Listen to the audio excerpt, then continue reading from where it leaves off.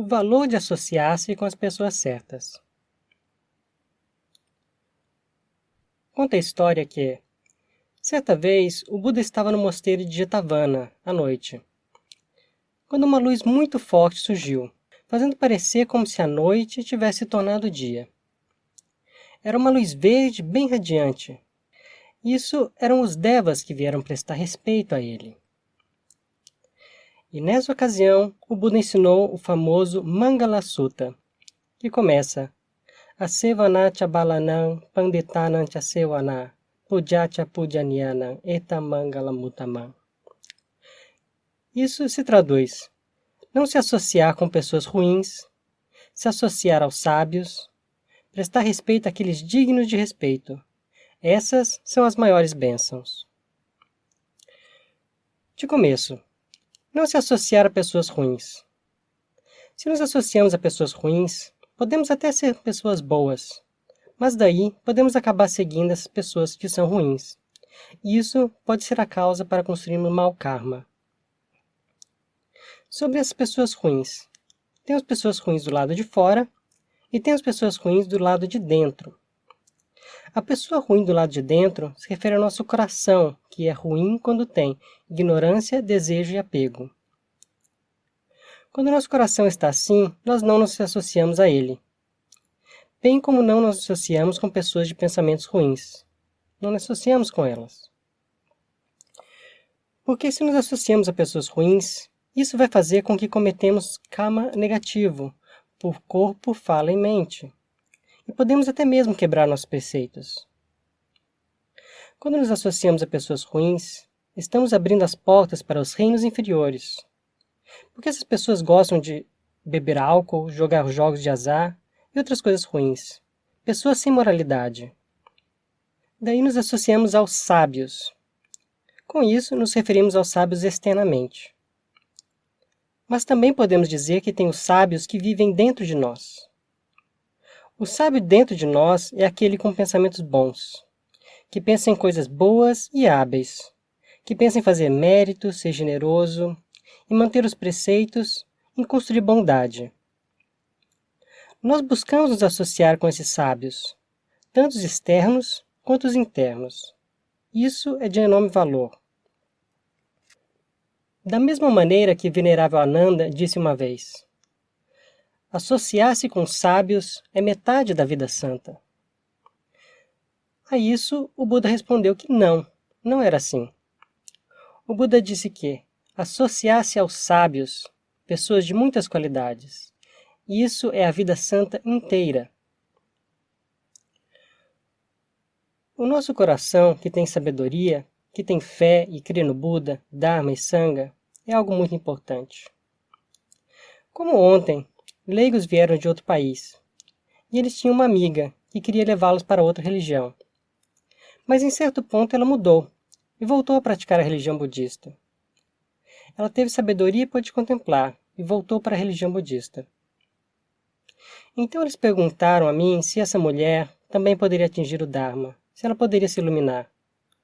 Eu respondi que sim, ela podia, porque aquele que pratica o caminho óctuplo pode atingir o Dharma do mesmo jeito. Se somos homem ou mulher, é apenas uma questão de elemento, dos agregados. Agora, o coração, a mente, que superou as corrupções mentais, esse já é um nobre. Ou o coração que está tranquilo, que é de um Deus Brahma. Não tem sexo, não é mulher ou homem. Quando atingiu Arahant, já largou de tudo. Isso fica no mundo. Sobra apenas um coração vazio e puro. Outro dia, teve um homem que veio de Bangkok. Ele era africano, mas de pele branca. Esse homem havia ficado preso no Zimbábue por 12 anos. Na prisão, comia apenas um prato de comida por dia. E não recebia água. Tinha água apenas uma vez ao dia para banhar-se e usar. Eu perguntei se naquela situação quantas pessoas haviam sobrevivido. Ele disse que haviam morrido 90% de todos. Apenas 10% sobreviveram. Ele mesmo teve câncer, e até que o libertaram. Esse homem havia passado por muito sofrimento e muitas dificuldades. E ele conseguiu escapar porque ele observava a respiração. Sentava em meditação todo dia, várias horas por dia. Esse era o seu refúgio. Hoje em dia, agora que ele saiu da prisão, ele me contou que senta em meditação 3 horas por dia. Esse homem, ele viu o sofrimento, a nobre verdade. Ele não conhecia o ensinamento das 4 novas verdades, mas experienciou muito sofrimento. Observar a respiração era andar o caminho óctuplo. Observando a respiração, ele tinha o caminho óctuplo em si. Acontecia por si mesmo. Hoje em dia, ele veio aprender os ensinamentos do Buda. E eu perguntei a ele se ele tinha algum problema na vida. E ele respondeu que não tinha problema nenhum. Isso é porque ele já tinha conhecido o sofrimento. E com esse sofrimento ele pôde despertar sati e sabedoria, ter autoconfiança, sentar em meditação 3 horas por dia, todo dia, e divulgava para as pessoas a experiência que ele teve, na vida dele e seu sofrimento, e como que ele sobreviveu. Isso é fruto de observar a respiração. Essa foi a base para que ele pudesse escapar, porque ele estava preso 12 anos, mas ele buscou a liberdade no coração. Usou a meditação na respiração para ter o coração livre de todos os pensamentos, proliferações e sofrimento, e ter tranquilidade, escapar o coração. Mas as pessoas no mundo, elas se indulgem. Nunca ficaram presas, nunca ficaram em um lugar apertado ou experienciaram grandes dificuldades, como não poder tomar água, usar água, somente uma vez por dia, sem poder escolher a comida. Hoje em dia as pessoas têm tudo tranquilo. Sobre a nossa condição, Ajahn Chah dava o exemplo de um pássaro na gaiola. Pode ser uma gaiola de ouro, mas o pássaro que está na gaiola busca uma maneira de escapar de lá. Não quer ficar na gaiola, por melhor que seja. Ajahn Chah dizia que nós somos como um pássaro, presos na gaiola, do mesmo jeito. E nossa gaiola é enorme, mas não vemos ela. Isso significa o nascimento, a doença, a velhice e a morte, que estão no samsara, e que não se pode escapar. Mas, se vemos o perigo e as consequências no samsara, vamos buscar uma saída. O mesmo para um pássaro que vê a dificuldade de estar preso. Ele não quer ficar ali. Ele vê que onde ele está não tem liberdade. Aquele que pratica o Dharma vê que mesmo estando em casa, o fogo vem. O fogo da velhice, doença e morte vem. Não dá para ficar, sente o calor. Vê o perigo e as consequências do samsara, de ter que experienciar sofrimento e dificuldades, até que se procura uma saída. Isso é associar-se com os sábios dentro de si, associar-se com o Dharma, buscar um Krubadjan, um grande mestre, que indique os ensinamentos, alguém como Ajahn Chah. O leigo africano, quando saiu da prisão, voltou para o caminho do mundo. Mas a maioria das pessoas que estão no mundo se indulgem no mundo. Não entendem que nós estamos na gaiola, e se indulgem, não veem o sofrimento. O Buda ensinou primeiro a nobre verdade do sofrimento. A vermos a verdade do sofrimento. Tendo visto a verdade, buscamos uma saída desse sofrimento. E vir a praticar moralidade, meditação e sabedoria. Isso é um fundamento muito importante.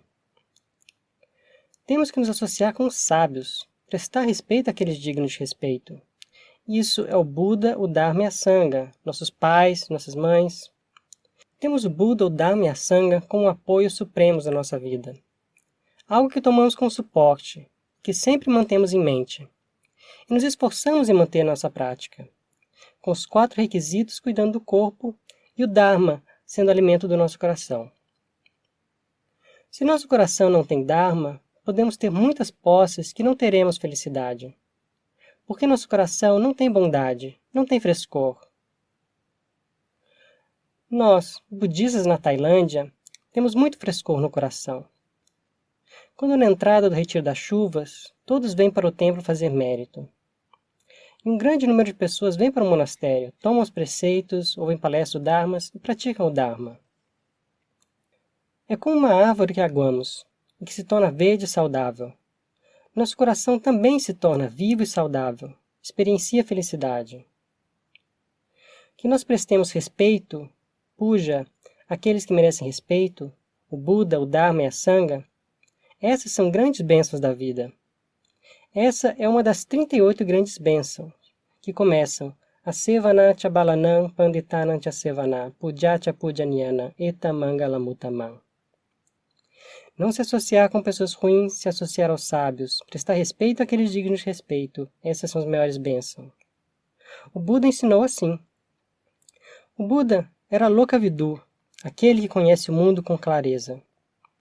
A resposta sobre quais eram as maiores bênçãos não havia quem nos vários planos de existência soubesse, mas o Buda soube responder isso com clareza, e os Devas ficaram felizes com isso.